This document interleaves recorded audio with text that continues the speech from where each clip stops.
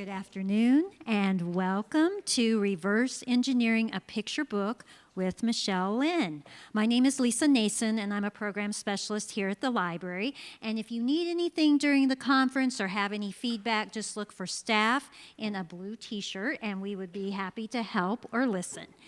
Before I introduce Michelle today, the library is committed to presenting a land acknowledgement before programs. So we acknowledge that this land has long been home to indigenous peoples. We honor the Kansa, Kaskaskia, Kickapoo, Osage, Peoria, Sioux, and Shawnee tribes, their presence, their resilience, and their cultural contributions. So with that in mind, we engage here with respect, awareness, and care. So Michelle is an illustrator who works in cut paper collage and colored pencil with a background that ranges from biology to law. She spent 10 years as a greeting card illustrator before moving into children's books. Her debut as an illustrator, The Bird I Became by J. Drew Lanham, is coming in 2027, followed by her own author-illustrator debut in 2028.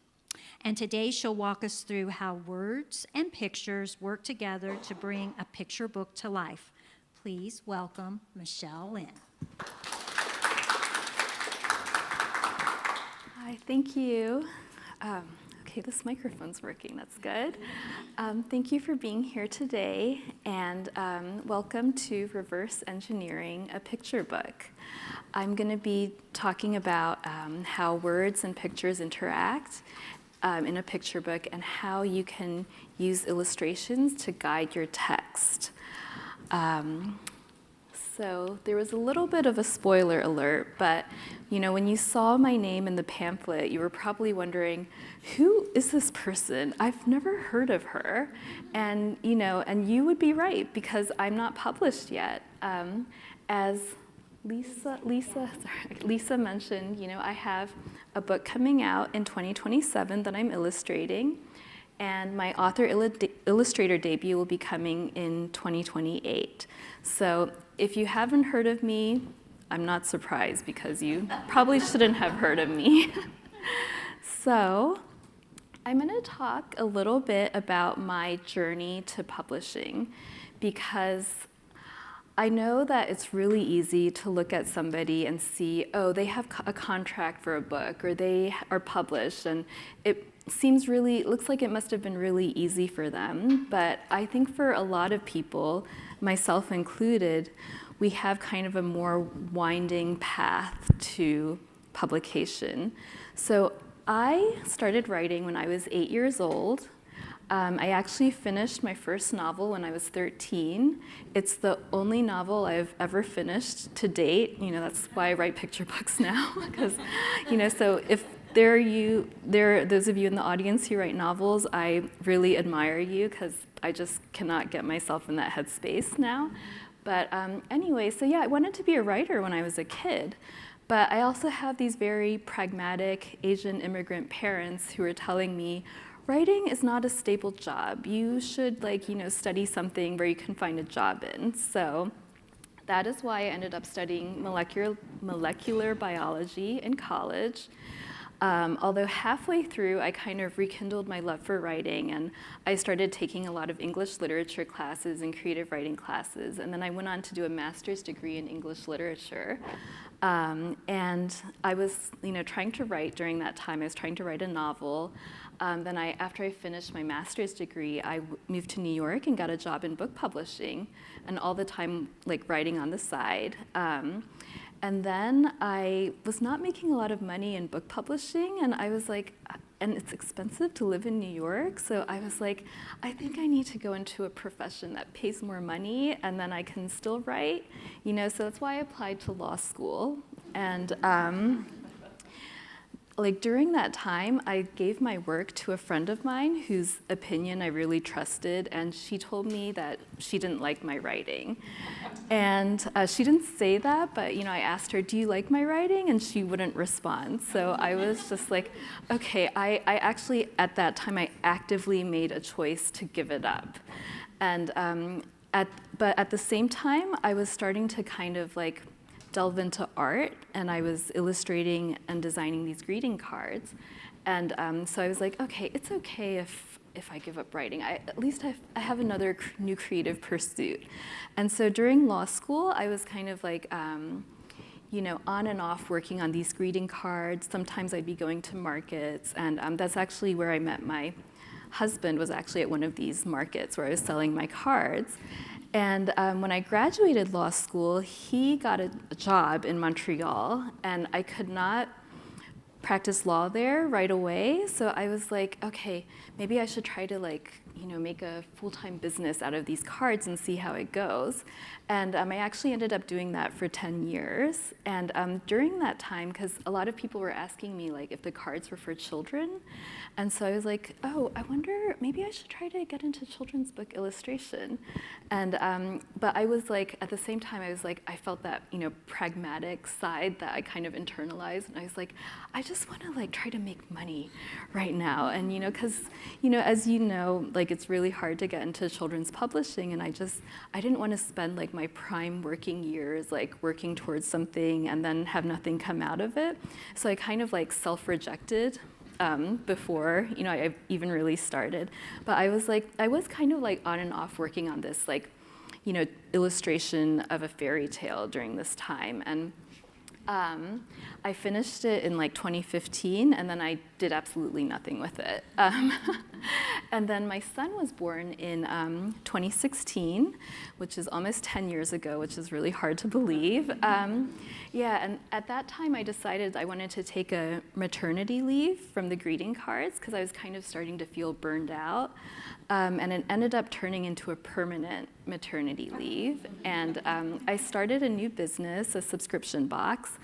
And I was also started illustrating these parenting comics. So I was kind of still nurturing this creative side of me. And so I was doing that for several years. My second child was born in 2019. And then the next year, 2020, we all know what happened, which is COVID.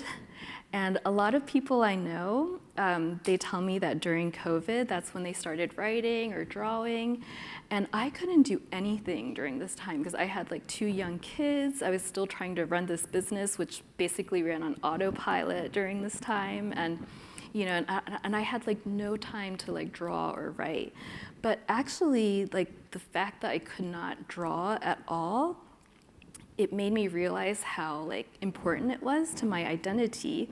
So when things started to get a little less crazy and my son went off to kindergarten in 2021, then I was like, I really want to start drawing again, and I really want to make a daily practice out of it. And at that point, I didn't really have any goals. I was just I just want to draw regularly. And then another year passed, and I was like, I think I'd like to get into children's book illustration again. So I rejoined SCBWI. I went to some of their events and their conferences. I took a bunch of classes, and I was just really trying to apply myself to illustration again. And then I was like, I've been self-taught up to this point. And I'd like to get some formal training. So I applied to KCAI, to their illustration program. And they let me in as a sophomore. And I say sophomore because, I'm obviously a lot older than, these 19-year-old kids. So, I don't really define myself as a sophomore in college.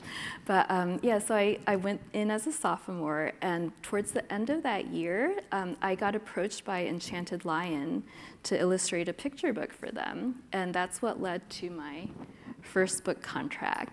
So, and I'm telling you this story because, it took me a long time to get to this point. And, and it's okay if it takes you a long time, if you have a lot of detours, if maybe some of you have gone through periods where you've given up for some time and then you come back to it.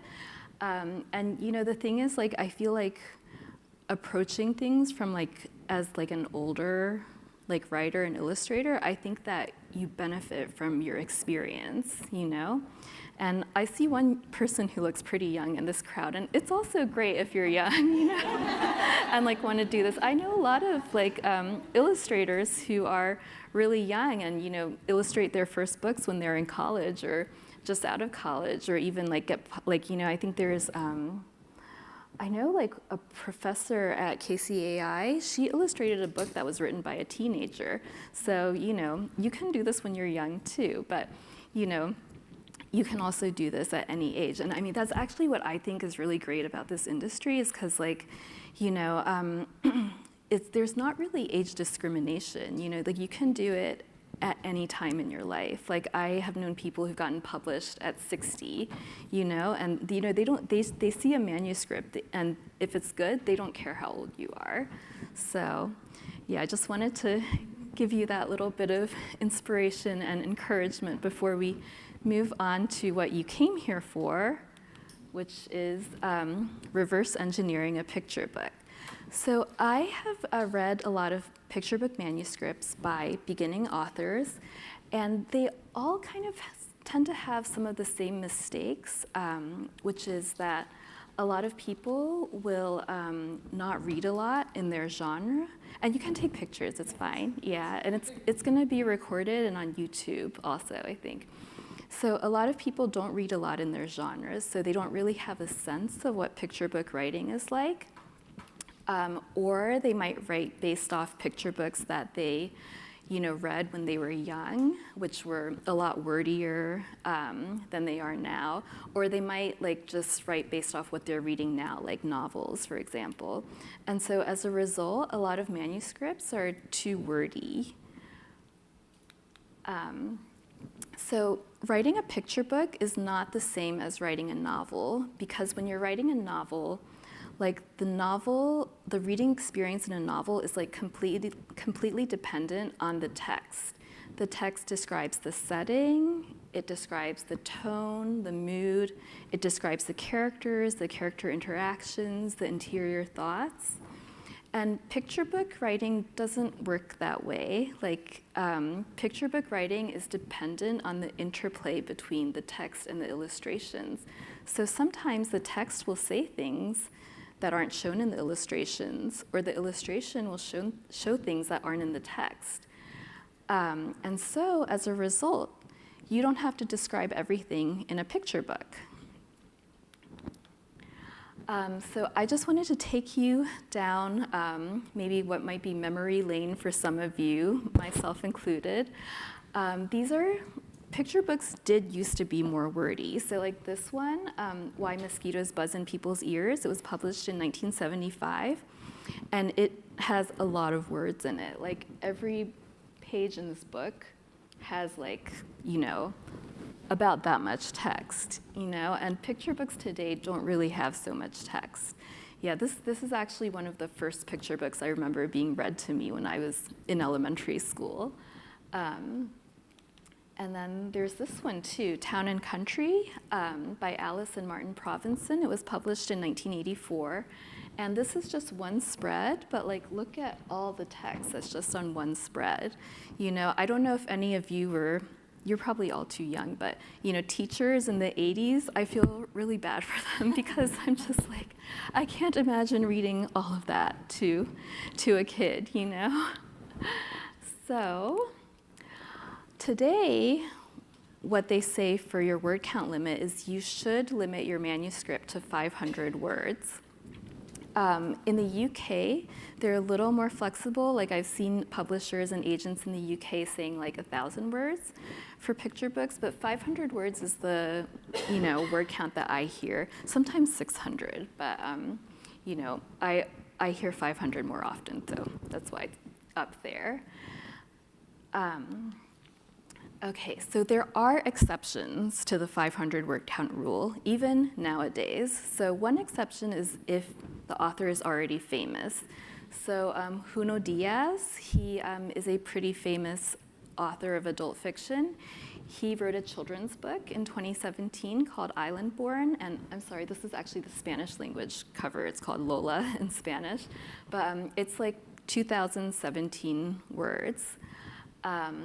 Drew Daywalt's The Day the Crayons Quit, 999 words.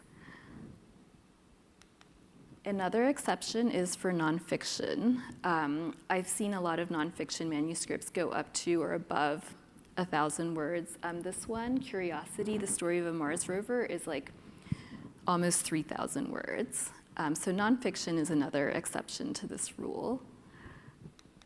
Another exception is if you have like a cultural or religious book, because oftentimes these authors are trying to explain something that's specific to their culture or religion to a general audience. So, that may require more words. So like, for example, Melissa E.Y.'s Dumplings for Lily is 800 words.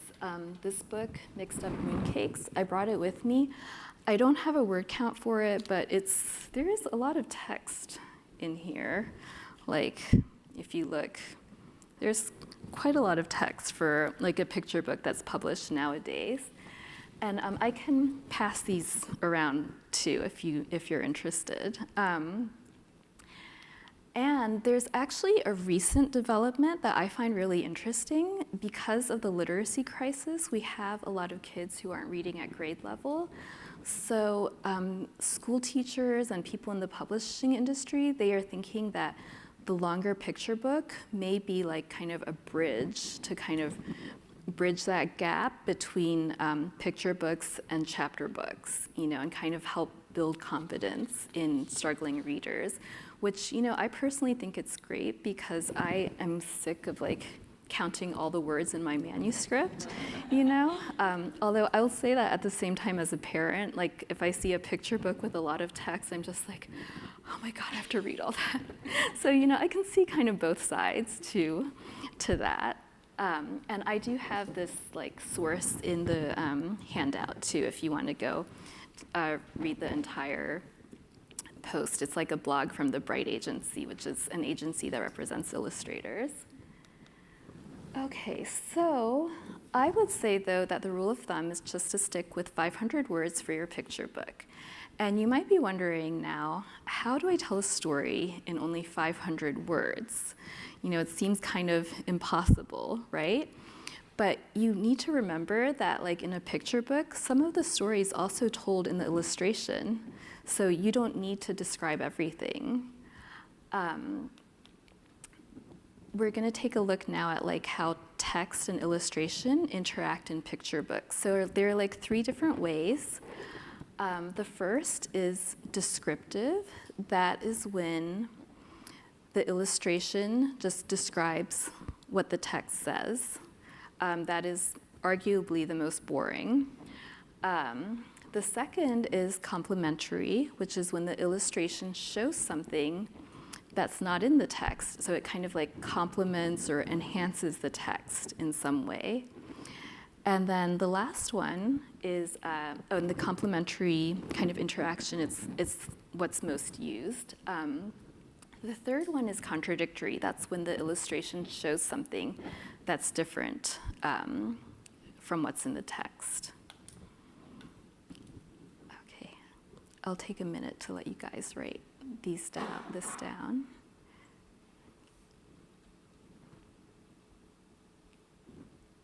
And also, if you want to have these slides later, you feel free to email me and I can send them to you guys. Yeah, I don't have a problem with sharing my slides. So, yeah.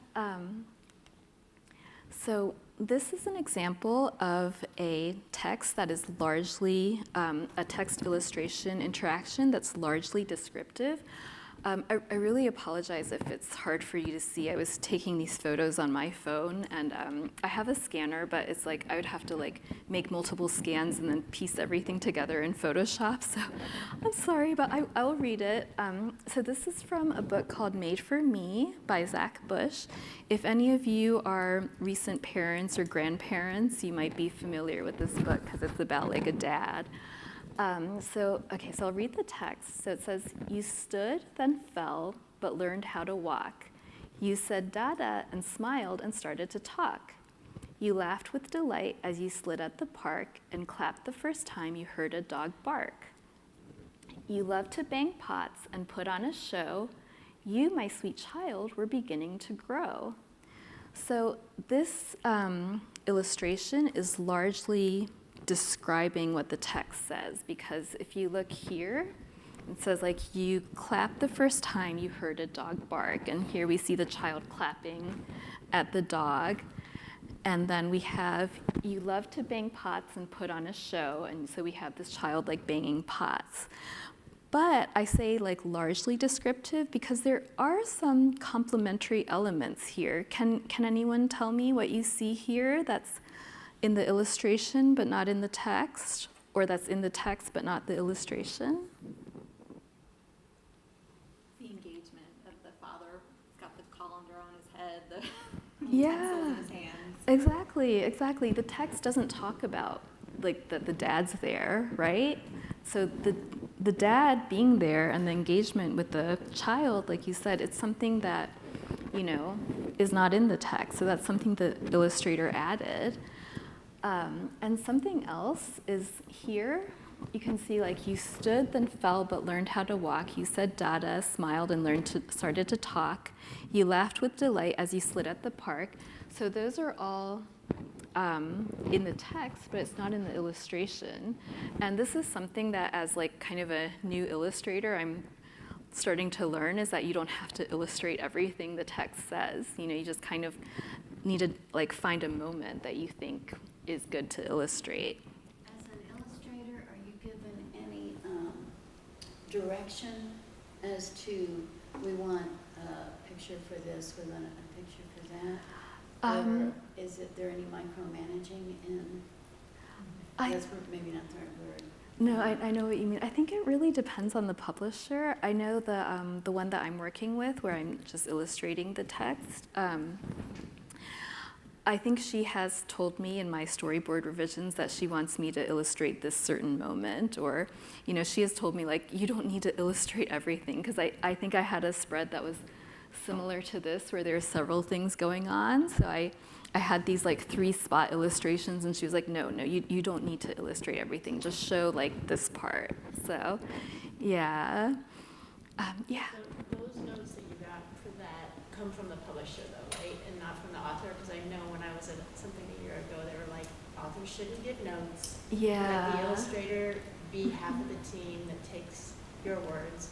Right. Yeah, that was the publisher who told me. Yeah, I haven't really interacted with the author very much, so yeah. I haven't met him, no, but I think maybe when the book is published, I hope to meet him. We follow each other on Instagram. Yeah. Yeah, so I'm gonna turn to the complementary text illustration interaction. So this illustration is from this book, They All Saw a Cat. I don't know if you guys are familiar with it, but it talks about this cat who, like, the cat walked through the world with its whiskers, ears, and paws. And then you see, like, and the child saw a cat, and the dog saw a cat, and the fox saw a cat. Yes, they all saw a cat. And here I use this one. I think the mouse is a little further down. Like, the cat walked through the world with its whiskers, ears, and paws. And the mouse saw a cat. And do you see here how, like, the illustration is really doing the heavy lifting? Because, there's, like, another way you could write this, where you could be like, the cat loomed over the mouse with its sharp claws and, like, razor sharp teeth and glowing yellow eyes, and the mouse couldn't move. But, the author here just said, and the mouse saw a cat. And then, the illustration really does a lot of work here. So if you're like kind of struggling to get your word count down, this is kind of like a good exercise to do, is just to think about what the illustration could show, and then what words you can take out. And I can pass this book around too, if you want to take a look at it. Another example of complementary word picture interaction is in this book, Night Song, by M.K. Smith Desprez. I'm not sure if I'm pronouncing it right. So this is a book about a frog named Bernardo, who really wants to sing beautifully like a bird, but he just makes this what he thinks is this ugly croaking sound. And so he tries to sing like a bird, tries to be like a bird, and hear what he's doing. So the text says, so Bernardo decided to try something different. When that didn't work, and do you see how spare the text is here, and how like the author is really giving the illustrator room to kind of show this? Like, he could say like, so Bernardo decided to try something different.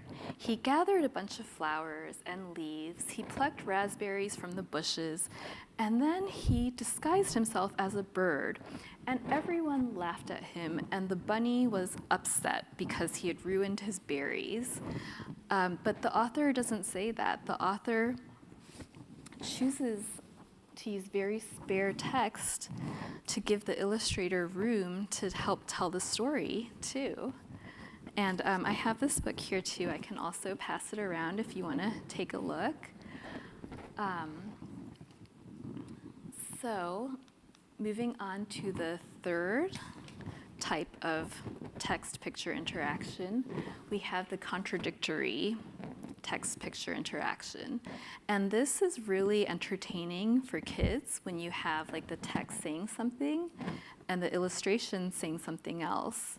So like this book by John Klassen, This Is Not My Hat, it gets cited a lot as an example of this.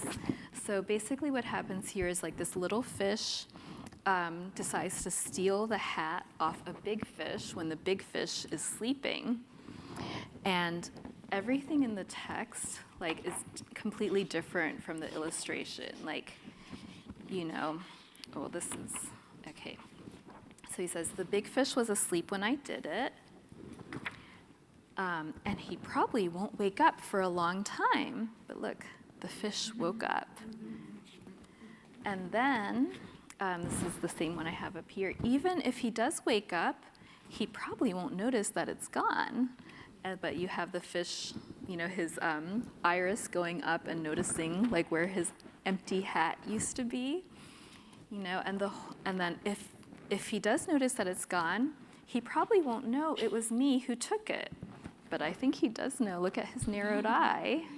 Yeah, so this is like, kids really like this. They really find it very entertaining and funny. So, this is like another way that you can kind of play with words and pictures. Yeah, and I'll pass this around to, please don't lose this. This is from the Kansas City Public Library. So, I will get fined if I don't return it to them. So another book that I found recently was really interesting. It's called Still Life by Alex London. And it also has this kind of contradictory text illustration interaction. So there's this painter who's describing how a still life painting is supposed to be. And he says things like, in a still life, nothing moves. The candle doesn't flicker. No one uses the knife or spoon. But as you can see, as you move along, you're starting to see like, there's footprints like from mice and dragons. No, nothing like that in this sort of painting. And there's a dragon here. And then there are no knights. No, there are no knights in a still life painting, but you see a knight here. And if there is a princess's throne, then it's empty, but we see a princess here. And then it kind of gets really crazy, with the fruit in the dish stays put and no coins clink from the purple purse.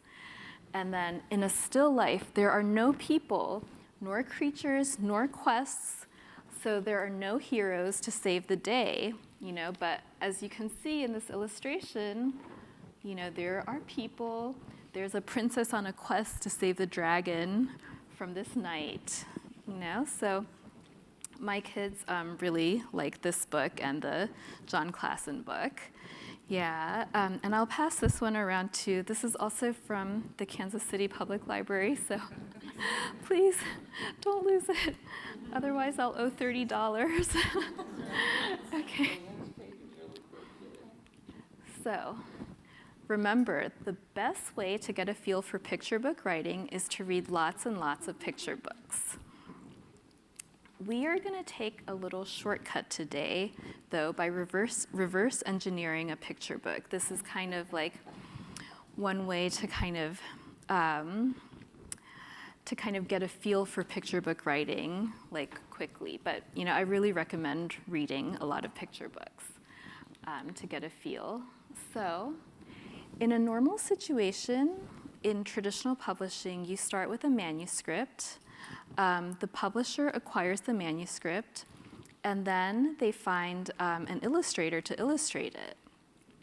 In this case today, what we're going to be doing is I'm going to show you a series of illustrations, and I want you to write the story for it, taking into account what we were learning today in the workshop about how text and pictures interact. So some of the things you want to think about the point of view. Whose point of view do you want to tell? Do you want omniscient third-person point of view? Is there a certain character whose point of view you want to describe?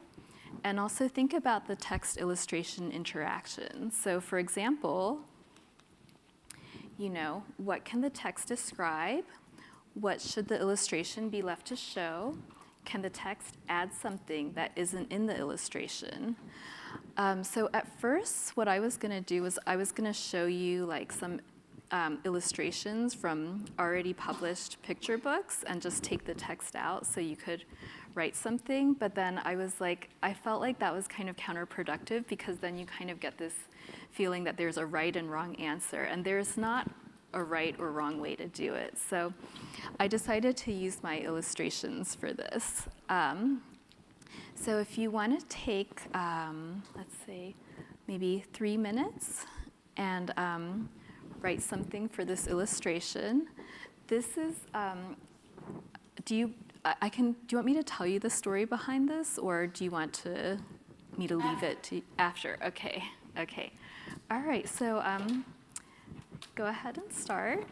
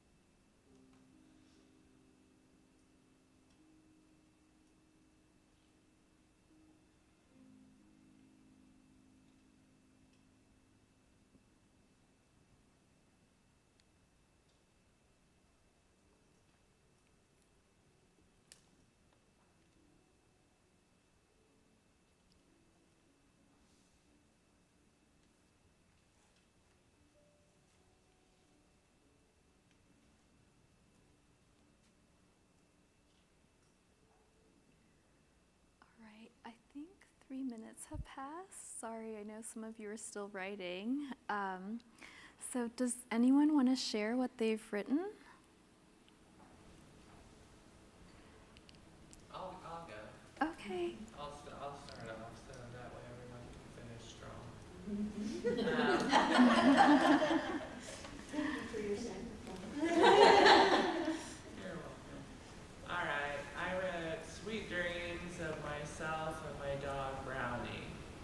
I miss him. Oh, that's nice. Yeah, see, it's like your, so the point of view you're using is that of the girl, right? Yeah, so, this could be written in any number of ways. You could choose to write from the point of view of the girl, or from this animal, or from the fairy, or you could have like a more omniscient third person point of view. Oh, yes. I did it from the POV of the tooth. Is that okay? Yeah, that's great. I love that. Do you want to share? Yeah, I came up with a strange tiny human and the weird brown thing wouldn't stop pulling on me. I just want to go back and say goodbye to my fellow tooth. I wasn't sure how much the tooth would know about the outside world, considering they just be vibing in the mouth until the point where they fall out, being replaced by some new bigger guy. How rude. I love that. That's so creative. Yeah. Yes. Go ahead. A tug of war takes place at night. A mouse and fairy have a fight. Oh, I love that. Yeah, rhyming. Yeah, and very like spare text too. That's, yeah, I love all of these. Yeah. Does anyone else want to share or? Yes. They say, every night the tooth fairy peacefully collects lost teeth hidden under the Yeah, that's really nice because that's contradictory, right? Here it's not peaceful at all. Yeah, and so what's happening here is the tooth fairy and the tooth mouse. So I learned a few years ago that actually in some countries they have a tooth mouse, like a lot of yeah. Sorry, it is kind of small. That's why I was wondering if you wanted me to describe the story before you guys wrote, but. Yeah, so the tooth mouse is in like a lot of Latin American countries and Spain and France. And so I was kind of imagining, because my son lost his tooth when we were traveling in South America, and we were like, so who comes to get the tooth fairy or the tooth mouse? And then I had the idea for this illustration where they're like, they both come and they're fighting over the tooth. Yeah, but I love all of your suggestions. You're all really talented and creative. There's 5 more minutes. Did you want to do another one or? Okay. So let's do this one.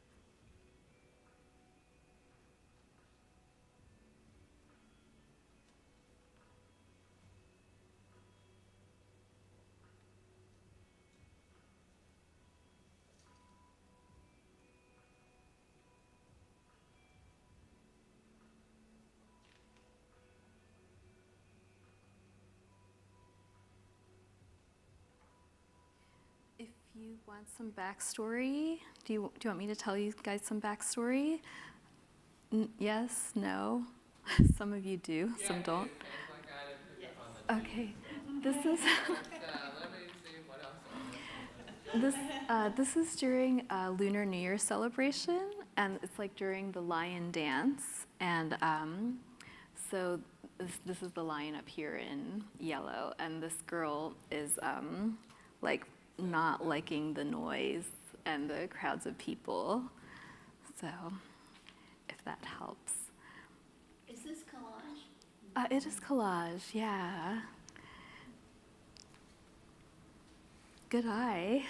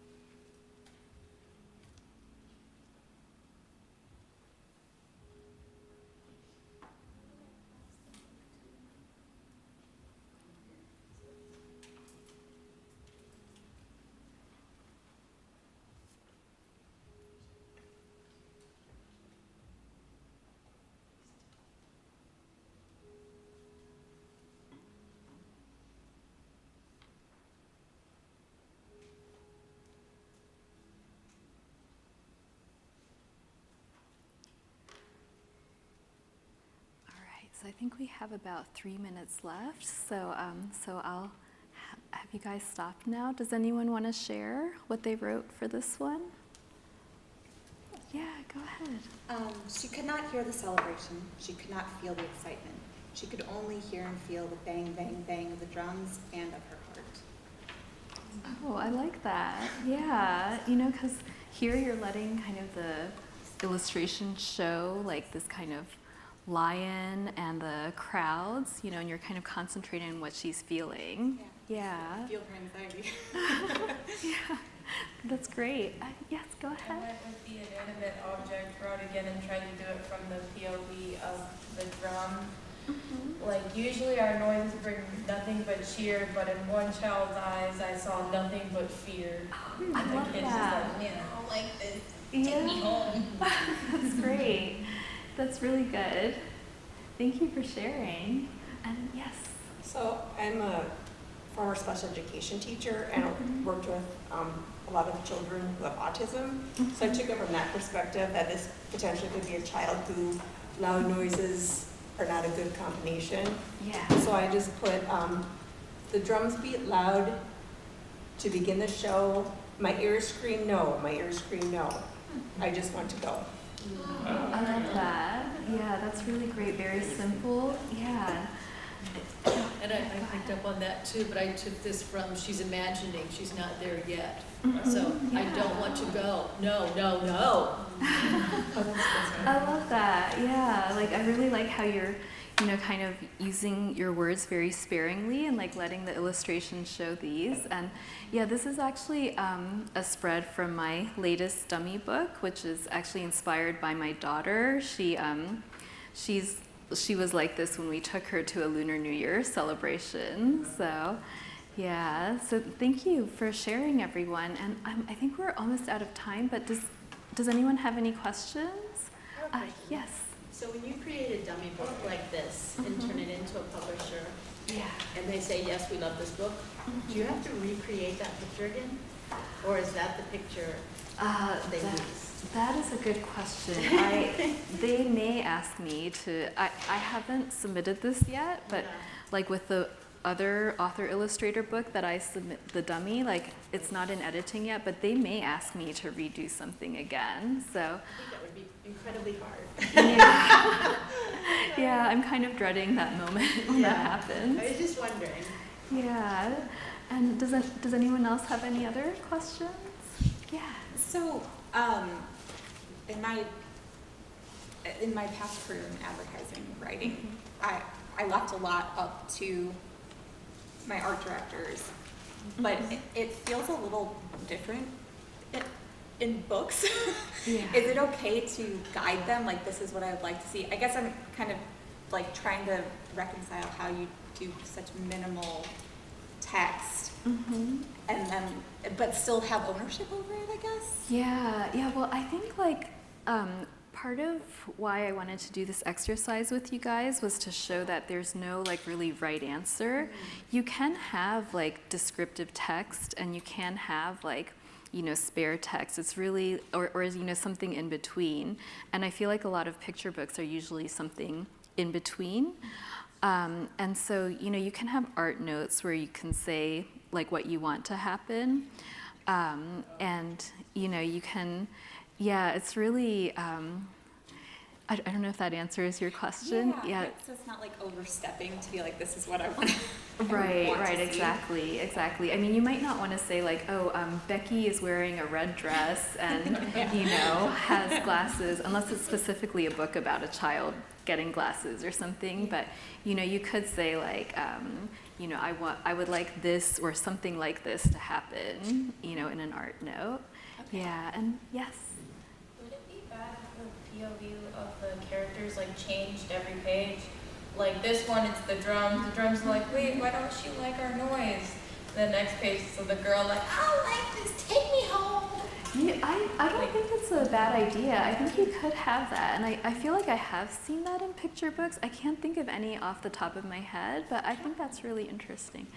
Yeah. Was a little bit like that. It shows it from. That's right. Yeah, the book that I was passing around, they all saw a cat. It is kind of like showing the cat from the perspective of, you know, the different animals and people who encounter it. Yeah, so good question. Does anyone else have any questions? Do you ever submit a book, text and pictures, and have it accepted, but the publisher has someone else do the pictures?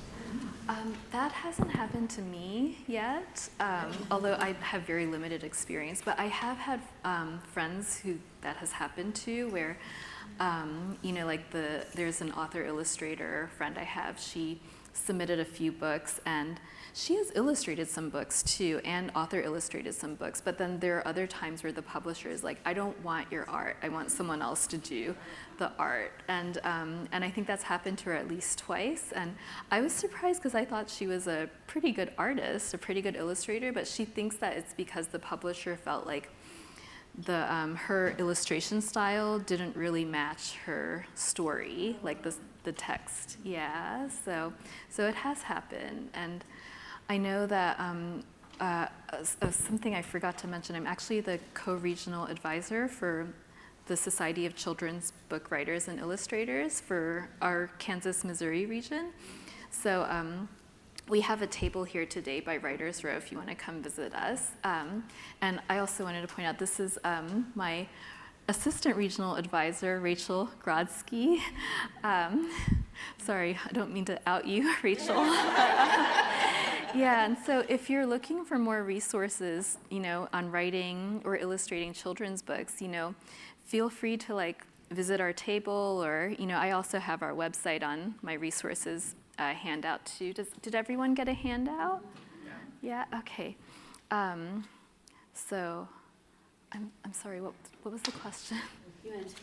I answered it, okay. Sorry. Okay, I think it's probably time to end. So thank you for coming. Thanks for being here. And thank you for coming to this session. And as Michelle said earlier, this is being recorded and will be available on our YouTube channel. Did you ever go back to practicing law? No. Did you ever Yeah. miss practicing law? No, I don't miss practicing law. I think it's a really hard career, and it's also really hard when you have a family too, because you have to work so many hours. Yeah. And I mean, there's a reason why most of the partners in a law firm are men and not women. So, yeah. But yeah, I'm also free, like if you want to talk to me outside, I'm happy to answer questions too. Yeah. So thanks so much for coming. Thank you. Yeah. Thank you.